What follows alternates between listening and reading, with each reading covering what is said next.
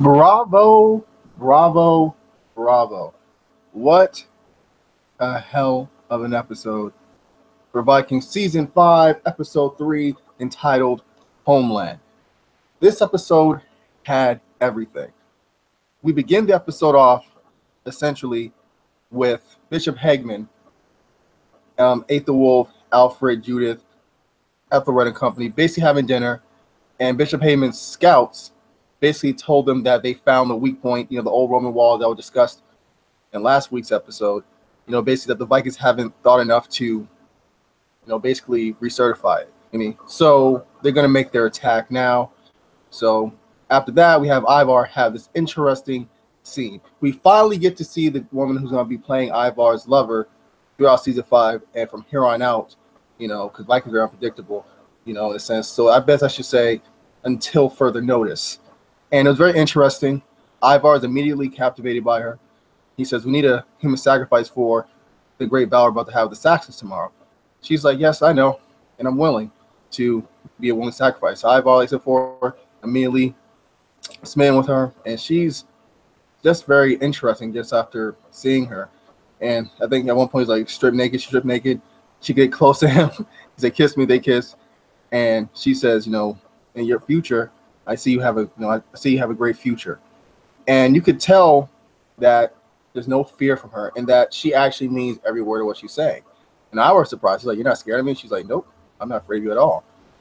It's like, in a way, she really digs the dude because of the crippleness. Not just because I mean to say that she digs him for who he is. And all the struggling about Ivar going over, his struggles and all that stuff. Just things of that nature. So after that, we have the great battle. Ivar is ready. He's in the tower. Ube tells Visik, let's go. And it was just amazing how Ivar had everything all scouted out. He had soldiers falling on like daggers in the ground. At one point you had Ethelred, Aethelwolf, and Alfred climbing, like basically walking over the soldiers in order to evade those little spikes. And then we had that amazing battle. It was going tit for tat. I think honestly this is probably the best battle scene in the series ever. Bishop Hagman is taking names. Matter of fact, at one point when the arrow was going at Bishop Hagman, this dude literally was like, I don't care. Like, he was not even scared the arrows were coming. Everybody else was all frantic and all that stuff. He was like, what? You have him taking names. You have Ethelwolf just saving his sons, Alfred, Ethelred, and taking names as well. And what I loved about this episode is the fact that I think this is Ethelred and Alfred's first time actually being in battle. And they did do good, especially Ethelred. He was able to kill a couple of guys, but he got an arrow through the shoulder. And Alfred had to be saved numerous times by his father, which shows they still have a ways to go. Much like I said in my other video about how we can't really expect that much from Alfred. He's going to have his moments to that for season 6. So at one point, Ethel was like, come out, you coward. He's referring to the leader of the army. Now, do I think he was referring to Ivar? Not necessarily, but I wouldn't be surprised. So Ivar is sort of triggered by this, and he looks at his helmet, and then we see Ivar go on his chariot and just mowing down, going throughout the town recklessly. At one point, he gets knocked the freak out right off his chariot, and the soldier thinks Ivar is done. He's trying to kill him. I was like, nah, bro. Ivar does his little mutant ninja turtle crawl, gets his little dagger, stabs a dude in the leg, and he just goes to town the dude's face like at least 19, 20 times, and then blood's all over his face. He crawls to his chariot as sort of a shield. Then you see the army, the Sax army, start to surround him. And Ivar at this point just like, you can't kill me. I'm Ivar the Boneless. And everyone is scared, crapless. Like one arrow missed Ivar. And everyone is just so hesitant because Ivar at this point, as you're watching episode, you're like, oh my God, this is such a surreal moment. This is the moment in which Ivar has truly become the heir to Ragnar. Just the menacing look on his face. Like, I don't give a crap, like so badass. At one point, Ube and his side of the army come and see this. And it's just like, it's a a transcending moment. So after that, we had and then we have Heyman taking even more names. Ube, Visik. Visik was a beast this episode, by the way. This dude is an amazing fighter. Like, seriously. At one point, we have Ivar and Bishop Hegman make eye contact. And Bishop Hegman immediately realizes, hey, this is the leader of this army. And he points his sword at him. And Ivar just like, come on. Congrats on your killing. Try to kill me with my, like, 5 bodyguards and all that. You get through them, I had no problem taking you out. And then before they can get to that little match we all wanted to see, even more of the army from both sides sort of interrupts it. So we don't get to see that fight between Hegman and Ivar. We're probably going to see that in the next few episodes, at least next week's episode. So after that, basically, the Saxons had to retreat. And what stood out to me was the fact that Hegman was on his horse. He got shot with an arrow, pulled it out, and said, "Your reign is over, heathen. Just wait." And Ivar was just laughing. And Ivar also gets an arrow to his legs. But he pulls it out also. And it's interesting because Hegman sort of notices something about that. And I think he's probably starting to notice that maybe, Ivar is a cripple. That's the way I looked at it. So after that, we have this interesting meeting after. And Ube's like, listen, we should try to reach some type of deal or some type of agreement with the Saxons. We already have the rights to the land. Let's try to have peace. And Ivar's like, no. Like always, your advice is wrong, Ube. The Saxons may have lost the battle, but this war isn't over yet. And peace is a dirty word. I just love that line. Peace is a dirty word. And the look on his eyes, are just like, oh God, this dude, oh Jesus Christ. After that, we have Ube telling Visik, hey, let's go. We're leaving. So I automatically thought that when he said we're leaving, that they were actually going to go back to Cadogan. But no, they actually went to the Saxon camp and was trying to negotiate a deal. And Aethelwulf wasn't having it. He was like, why? You just beat us like convincingly, took all our men, and also the fact he basically took over half of England. Why should we, especially at this point, make peace with you? And so the same deal with Bishop Hegman, who literally spit in their direction when he first saw them. So I believe they go, Ube and Visik go to the tent, and then we had this interesting discussion between Alfred, Aethelwulf, and Bishop Hegman. And Aethelwulf is like, listen, there's no need for us to do this. Our father should never give them the land in the first place, even though I am king.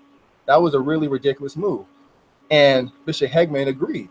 He just considered them pagans, but he did admit the fact that both Ube and Visik are great warriors, but nothing much more than that. And Alfred's like, hey, aren't you a warrior bishop? Aren't you now a man of God? And shouldn't we try to make peace with them, since that's the way of our Creator for peace and reconciliation? And Bishop Hegman's like, yeah, you're right. I agree with you. So he goes to the tent, and we see just how much of the Lord Bishop Hegman has in him. Bishop Hegman has his soldiers basically have Ube and Visik at sword point. And basically, he gets like the hilt of a dagger, and he proceeds to beat the crap out of Ube with some heavy blows with that dagger. And it's funny because every time he hit him, he looked at Visik, because Visik wanted to do something, but he couldn't do that sword point. And he just I swear to God, he got off on that. He was just like, bow, bow. Then after that, it's like literally Visik and Ube in the middle of the Saxon camp. And basically Bishop Hegman says to him, listen, man, you can't be wanting peace at this point. The Lord sees everything, good being them and evil like you. And he sends them on their way. And he does that sort of like you do to a horse, like to come, like just so disrespectful. So you basically have Ube and Visik running back to their camp with their tail between their legs. And Ivar, the next day, is laughing his tail off at them. You see Ube's face is all busted open and has one eye basically shut from that beat down he got from Hegman. And I was like, I told you. That was so stupid. Just making fun of them. And Ube was like, well, I was like, no. This is just another example of why I should be the leader of the great heathen army, and you have to acknowledge me. Ubi's like, Ivar. And he gets closer to Ivar, and Ivar's men are just right there. Like, don't try no crap, boy. Don't try nothing. And then he was, I think Ivar said, acknowledge me. Ubi's like, I will never, ever do something like that, little brother. And then Ivar's like, well, it doesn't really matter, man. The people already said, our people already said who's the leader, and that's me. And Ube is like, I'm done with this. Me and Visik are out. And before he leaves, he says, you know what? If our father was still alive, he would hate you for trying to separate our brotherhood and our family. And Ivar just looks at him like, nah, I don't think so. So after that, when Ivar, it was a really beautiful scene. Ivar has his side of the army, which is basically the majority of the army. I think only like 50, 20 people came with Uba, you know, in terms of like the people heading back to Kaget. And Visik, on like the look on his face, he's kind of like undecided what he wants, you know, to do. And Uba's like, come on, Visik, and Visik's looking back and forth. You have Ivar continuously shouting at him saying, listen, man, the people are on my side. You're such a coward, you know, going back to farm. Farming's not going to do anything. We have to control and take over the Saxons. I'm the leader, and you're running. So Visik, at the last possible moment, leaves his twin brother and goes with Ivar. And Ivar's happy. He's like, Visik. And then you just see those two just staring off at Ube, and Ube is like shocked. He's like, Visik, even you, my own twin brother, left me? And then that little scowl on his face. And Ivar has his little hood on, a la Game of Thrones, Obi-Wan Kenobi style, right? Like the hood. And he has that red, like what made him really badass was he had like a blood vessel pop, whatever, so it made like real red and all that shit in his eyes. And he's just staring off at Ube like, yeah, I'm leader. So pretty much we're done with the whole Viking Saxon thing. Let's just hit a few little things that happened in the episode with Floki. Floki has a hand injury. He thinks it's the will of the gods for him to die over there, but you see little glimpses of some of the gods. I believe probably Freya and some others. And he sticks his hand in the water, you know, for the second time, and his wound is miraculously healed. And then he says, I'm supposed to live here forever. Is that your will, you know, to the gods? After that, we got some funny scenes with basically King Harald Finehair and Astrid, which is very interesting. Like, especially when he got off the boat, you know, it was like a lot of like raw food or like ate up food right on the dock, whatever. And Astrid's like, you're actually the king of this place? And he was like, yeah, don't you love it? They go to his hall. He's like, you know, it's my dream to make this the capital of Norway. And he sort of takes another dig at his brother, that his brother wanted to just go off and join Bjorn Ornside to go to the Mediterranean. But you know my loyalty's always been to you guys. And I will one day fulfill my dream of becoming the king of all Norway. And this woman, her name is Astrid, will come help me. And then he says to her, you know, to take her seat right beside him. And it was very interesting because Astrid was looking at the throne and she sat down kind of hesitantly, but she was kind of enjoying it. Like, this is what it feels like to be on the throne. Later that night, when everyone's drinking all that stuff, you have Astrid. She's in the room. She's trying to leave. Got this big bodyguard there just in case she tries to dip off. And she gets clothes with some of the slaves, all this stuff, what to wear for dinner. And she tells him, tell him I ain't coming. So Harald's drinking, and one of the slaves tell him that. Harald's like, screw that, I'm going to get her. Before he can go get her, Astrid's in this beautiful dress, looking freaking stunning and amazing. And Harald is just like, oh God. Oh. After that, you know, I believe she says, you know, thanks for the dinner and all that, and she wants to go to bed. So he's like, okay. And then at first he looks, everyone's like, come on, you gonna let her just go to bed by herself? He's like, I'm gonna go in there. He goes in there, and it was just kind of funny because he closed the door. He tries to act all GQ, all like he's the biggest stuff in the world. His like part of his attire stuck in the door. You know, it was like really funny and awkward. You know, because you could tell this dude does really suck when it comes to women. So he sits on the bed. She sits on the bed, small. And he's all like, "You look really beautiful." She's like, "Thank you." And her look on her face is like, "Oh my God, this dude sucks at this. He has no game whatsoever." So they kiss, and all that stuff. A little bit of a make out, and then he's all like, like a cat, and then she's all smiling. Then, bah, to the nose, breaks his nose, and leaves off. And then he goes back, broken nose and all red and crap. He's like, I told you I don't have that much luck with women. So I enjoyed that scene because it's like Astrid was like, you know what? Even though you want to take over all Norway, you're not necessarily that bad of a guy compared to the usual Viking standards, but you're gonna have to earn this essentially.